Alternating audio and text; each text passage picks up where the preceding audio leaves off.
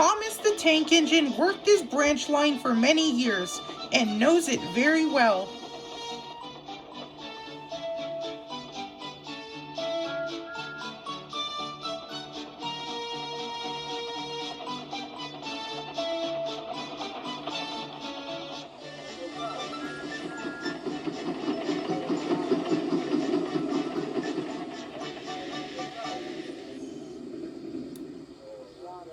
You know just where to stop, Thomas, laughed his driver.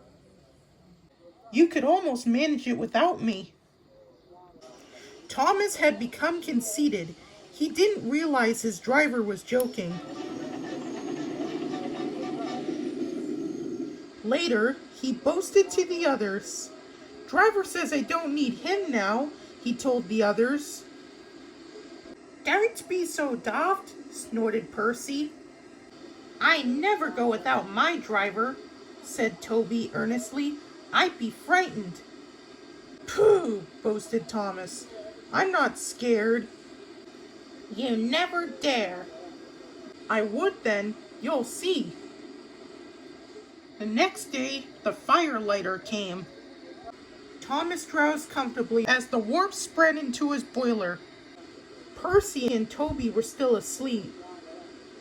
Silly stick in the muds, he chuckled. I'll show them. Driver says I can manage without him. I'll just go out and then I'll stop and wheesh! That'll make them jump.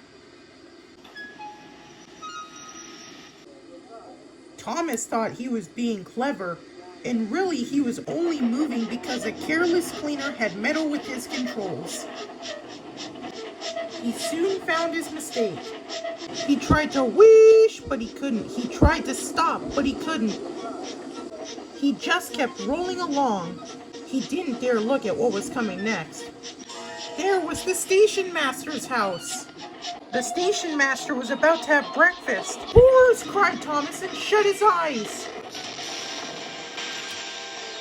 The house rocked. Broken glass tinkled. Plaster was everywhere.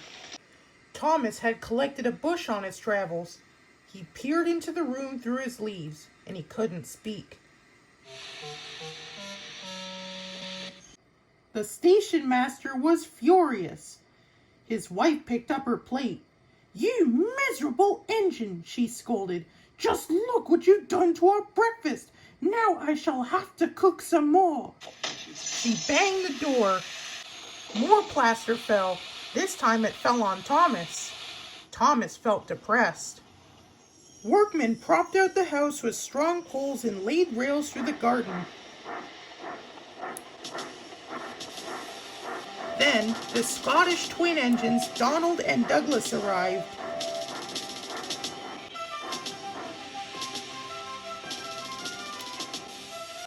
Dinna fetch yourself, Thomas. We'll soon have you back on the rails. They laughed.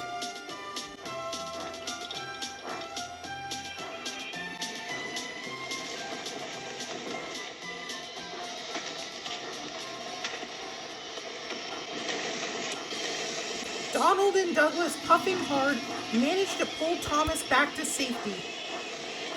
Bits of fencing, the bush, and a broken window frame festooned his front, which was badly twisted. The twins laughed and left him. Thomas was in disgrace. There was more to come. You're in a lot of trouble, Thomas. Oh no, sir. I'm sorry, sir. Thomas's voice was muffled behind his bush. You must go to the works and have your worn parts mended. It will be a long job. Yes, sir. Meanwhile, a diesel rail car will do your work. Diesel, sir? Thomas spluttered. Yes, Thomas. Diesels always stay in the sheds till they are wanted. Diesels never gallivant off to breakfast in station masters' houses.